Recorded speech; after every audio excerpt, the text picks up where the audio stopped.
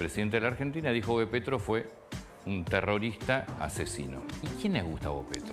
Que empieza políticamente en el año 77, en ese momento él tenía 17 años, y se une al M19, el Movimiento 19 de Abril, un movimiento guerrillero que había sido fundado en el 74, recordemos ahí ya existía la FARC, ya existía el ELN, se presenta como un movimiento socialista, democrático, no tan marxista, pero la verdad es que vamos a repasar algunos hechos, pero te cuento, a modo de resumen, responsable de cientos de asesinatos, responsable de más de 500 secuestros entre los secuestrados, muchos civiles, un jefe sindical al que lo secuestran, lo torturan, lo terminan matando, muchas mujeres entre las secuestradas, digo, una organización pesada que cometía actos, sin duda, terroristas. Sí.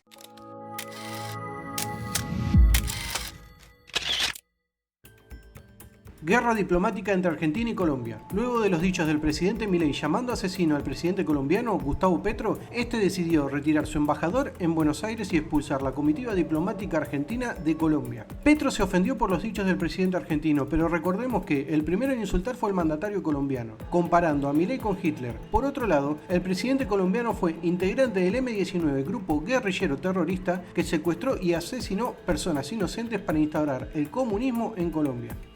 Uno de los temas, te diría, más importantes de lo que pasó esta semana fue el cruce entre Javier Milei y el presidente de Colombia, Gustavo Petro. Después de un reportaje que le hicieron Oppenheimer a Javier Milei, donde el presidente de la Argentina dijo que Petro fue un terrorista asesino. Bueno, por supuesto le contestó Petro, mandó a retirar a todos los diplomáticos de Colombia en la Argentina, o todavía estamos esperando, pero dijo que iba a echar a los diplomáticos argentinos de Colombia. Ahora la pregunta es, ¿y quién es Gustavo Petro? Si te gusta mi contenido y querés estar informado, dale like y compartí. YouTube no nos está ayudando y contamos con vos para seguir creciendo.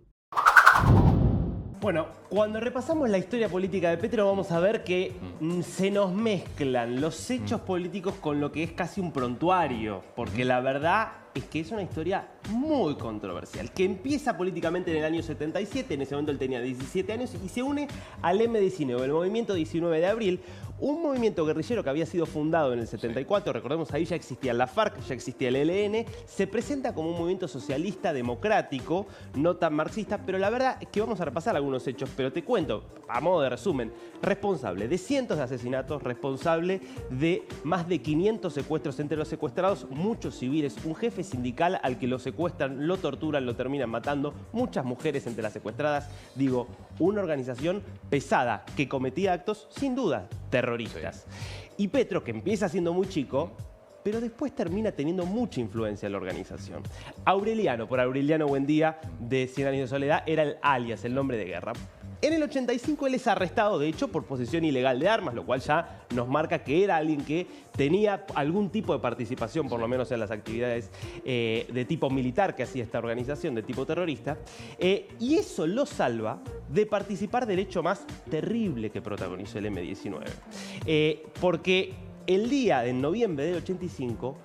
toma el Palacio de Justicia, la sede del Poder Judicial, la Corte Suprema. Él estaba preso en ese momento. En ese momento estaba preso. Siempre hubo muchas dudas de si justamente él participó o no. Él no participa porque estaba preso. No sabemos porque tranquilamente él avaló esta operación que supuso ocupar durante más de 12 horas el Palacio de Justicia, tomar de rehenes a 335 personas. El objetivo supuestamente era llevar al presidente Belisario Betancur y hacerle ahí mismo un juicio. Ahora, hay muchas evidencias de que Pablo Escobar Gaviria, el jefe del cartel de Medellín, fue quien financió esta operación porque lo que él quería era que no hubiera extradición y por eso en esa operación terminan más de 100 personas muriendo, entre ellos más de 10 magistrados de la Corte Suprema. Una locura total. En el 90 el M19 deja las armas, proceso de negociación de paz, se convierte en un movimiento político, la Acción Democrática 19, y él entra al Congreso. Desde ahí Petro deja el mundo vinculado a las armas, no dejaría el mundo, vamos a decir, vinculado a las cuestiones más oscuras de la política. Y ahora te cuento por qué. Porque él llega a ser diputado en ese momento, por un periodo, no puede ser reelecto, y llega al gobierno de Ernesto Samper, que lo nombra agregado diplomático en Bruselas. Samper después acusado, y con muchas evidencias, de haber recibido dinero del narcotráfico para toda su carrera y toda su campaña electoral. Lo mismo que hoy con Petro. Lo mismo que después vamos a ver que le está pasando hoy a Petro como presidente, en ese caso del cartel de Cali, los rivales de Pablo Escobar. Bueno, su carrera ya más importante en términos ya como político arranca en 2012, él es electo alcalde de Bogotá. Vas a ver que los escándalos y las controversias están en toda su carrera, porque al año siguiente lo destituyen. Entre otras cosas porque él hizo movimientos raros con el tema de la basura, quiso cambiar todo el sistema de recolección. Producto de eso, durante muchos días no hubo recolección de basura. Entonces, por haber infringido y poner en peligro la salud pública, lo destituye la Fiscalía General, después lo restituyen. Bueno, fue un escándalo de varios años, pero que atravesó su paso por justamente la alcaldía de Bogotá. Y después, en medio de la crisis política, del desprestigio de los partidos tradicionales en Colombia, aparece como una cuestión de, bueno, cambiemos. Con lo que haya, Petro era el líder de la izquierda más reconocido y eso le permite llegar a la presidencia en 2022, siendo el primer presidente de izquierda en la historia colombiana.